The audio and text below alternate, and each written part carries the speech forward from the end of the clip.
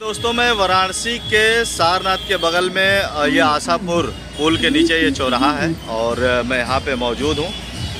यहाँ पे आप देख सकते हैं बांग्लादेश में हिंदू, सिखों और बौद्धों पर हो रहे अमानवीय अत्याचार के विरोध में ये लोग धरना प्रदर्शन दिए हैं। स्थान है आशापुर चौराहा। चलिए इसी सिलसिले में हम बात करेंगे और ये जानकारी लेंगे कि आप लोग जो धरना दे रहे हैं और क्या लगता है धरना देने से जो हिंदुओं पे अत्याचार हो रहे हैं बांग्लादेश में वो ख़त्म हो जाएंगे या नहीं हो जाएंगे। सबसे पहले सर आपका परिचय जानना चाहेंगे।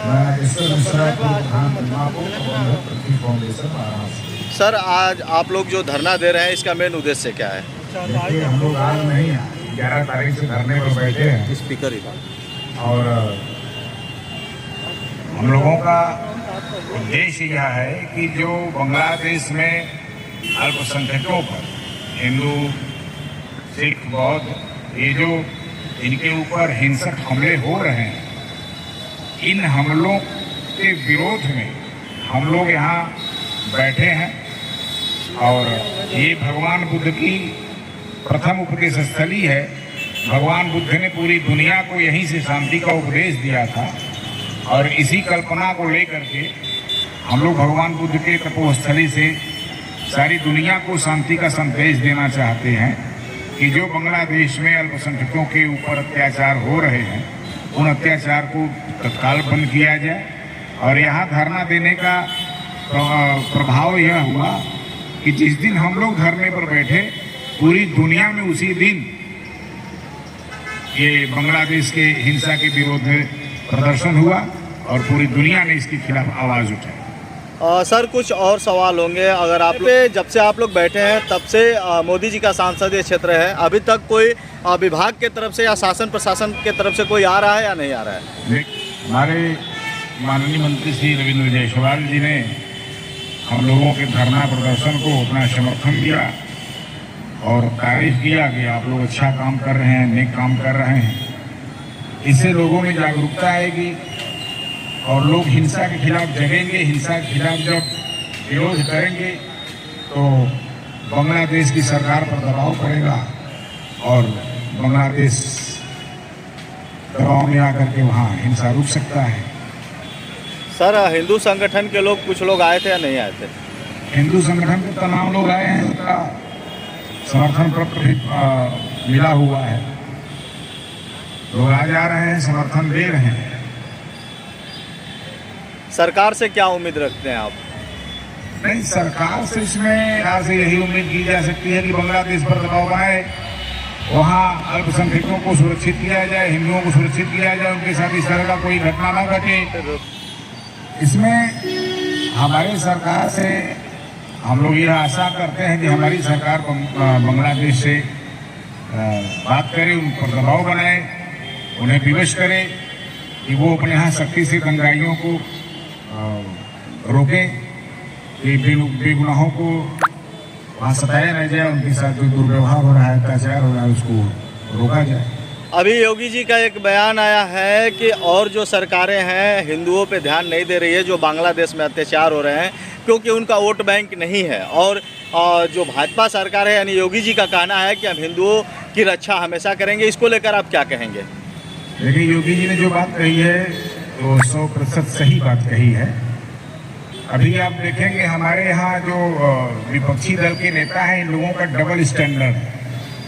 अभी कलकत्ता में एक महिला डॉक्टर का रेप हुआ, उसकी हत्या हुई, उस पर भी इन लोगों का स्टैंड क्लियर नहीं है। तो ये अपने वोट बैंक को देख करके ही बयान देते हैं कि इस बयान से हमारा वोटर खुश होगा, इस बयान से। तो इन लोगों का जो योगी जी ने कहा वो बहुत सही बात कहा कि विपक्षी दल तो अपने राजनीतिक स्वार्थ में अंधा है। उन्होंने तो अपने वोटरों को खुश करने के लिए हिंदुओं को हिंसक कह दिया। बताइए, हिंदू हिंसक है और हिंदू पूरी दुनिया में हिंसा का शिकार अगर कोई हुआ है तो हिंदू। बांग्लादेश में घटना को किस रूप में आपकी टीम देख रही है? क्या समझते हैं, आपस में क्या बातचीत चल रही है? देखिए, बांग्लादेश की घटना वो जब तक शेख हसीना जी थी, भारत से उनका मैत्री संबंध था, भारत की विचारधारा से वो प्रभावित थी, और उस तरीके से वहाँ शांति था। लेकिन जैसे ही शेख हसीना जी अपदस्थ हुई, वहाँ जमाते इस्लाम और तमाम पाकिस्तान की ISIS संगठन और भी आतंकवादी संगठन जो हैं, इन सबों ने वहाँ अराजकता को पैदा किया है। और उन सबों का तो थीम है कि पूरी दुनिया में उनको जिहाद करना है। कुछ लोगों का कमेंट आया है कि पहले भारत से शेख हसीना को हटाओ, इस पे आपकी क्या टिप्पणी है? देखिए, भारत एक ऐसा देश है, वो धर्म प्रधान देश है। इसको लोग धर्मनिरपेक्ष कहते हैं। बड़ी हंसी आती है, धर्मनिरपेक्ष शब्द हमारे हिंदी साहित्य में कहीं है ही नहीं। किन लोगों ने, किन विद्वानों ने धर्मनिरपेक्ष शब्द को जोड़ा, ये बड़ा दुख होता है। जहाँ सारे धर्म पुष्पित पल्लवित हो रहे हैं, उसे धर्म प्रधान देश कहा जाना चाहिए। ये सभी धर्मों का रक्षक ये भारत है।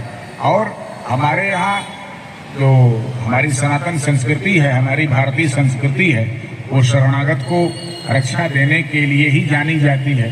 हमारे प्रभु श्री राम भी कहते हैं कि कोटि विप्रबध लागई जाहू, आवा शरण तजऊ नहीं ताहू। यदि किसी को करोड़ों ब्रह्म हत्या का पाप लगा है और वो श्री राम के शरण में आ जाता है, तो प्रभु श्री राम उसको अपना लेते हैं। एक जगह और कहते हैं कि निज अनहित अनुमान कर, अरे बड़ा अच्छा याद नहीं आ रहा है, शरणागत हूँ जेत नहीं निज अनहित अनुमान, ते नर पावर पाप मैं तिन्हीं बिलोकत हान। जो शरण में आ जाए उसकी रक्षा करना चाहिए, हमारी संस्कृति है। शरणागत कहूँ जे तजही निज अनहित अनुमान, ते नर पावर पाप मैं तिन्हीं बिलोकत हान। ये भारतीय संस्कृति का मूल मंत्र है, शरणागत की रक्षा करना। भारत की शरण में शेख हसीना आई है तो भारत में उनको शरण दिया है, और शरण देने वाला हमेशा महान होता है। ऐसे ही भारत को महान नहीं कहा जाता है। बहुत बहुत धन्यवाद, बहुत आपने अच्छा सजेशन दिया। बगल में मैडम भी हैं और इनका भी कुछ परिचय जानना चाहेंगे। मैडम, सबसे पहले तो आप अपना परिचय दे दीजिए। मैं रानी चौबे, महानगर अध्यक्ष भारतीय जनता पार्टी। मैडम, आपसे कुछ सवाल हम करेंगे। जो बांग्लादेश में अत्याचार हो रहे हैं, अभी कुछ महिलाओं को भी देखा जा रहा है, इस तरह की घटना को आप कौन सा रूप देना चाहती हैं और क्या कहना चाहेंगी वर्तमान सरकार से? हम यही कहना चाहते हैं कि जो हो रहा है वो ना हो, और सारे हिंदुओं को ये मैं बोलना चाहती हूँ कि अब से भी जाके आइए, नहीं तो जो वहाँ पे हो रहा है वो यहाँ होने वाला है। अभी जैसा कि सर ने बताया कि जो भारत जो है संस्कृति देश है, इसको लेकर आप क्या कहेंगे? जैसा कि कुछ लोगों ने टिप्पणी किया है कि पहले शेख हसीना को भारत से भगाओ, सारा मामला खत्म हो जाएगा। अब गुरु जी सब कुछ बोल ही दिए हैं, हम इसमें बोलना उचित नहीं समझते हैं। मैडम बहुत सी घटनाएं ऐसी देखी होंगी जो महिलाओं के ऊपर अत्याचार हो रहा है, उसको कौन सा रूप देना चाहती हैं और यहाँ की सरकार यानी PM मोदी से क्या आग्रह करना चाहेंगी? जो राष्ट्रपति हैं द्रौपदी मुर्मू जी, उनसे आप क्या आग्रह करना चाहती हैं? मैं यही आग्रह करना चाहती हूँ कि जो हो रहा है वो अब ना हो, उसको रोका जाए। थैंक यू, बहुत बहुत धन्यवाद मैडम। आप देख सकते हैं लोग धरने पे बैठे हुए हैं और अपनी मांगों को सरकार से आग्रह कर रहे हैं, निवेदन कर रहे हैं कि जो घटनाएं हिंदुओं पे हो रही हैं वो घटनाएं ना हो। बहुत बहुत शुभकामना आप लोगों को इन आवाज़ों को उठाने के लिए। धन्यवाद।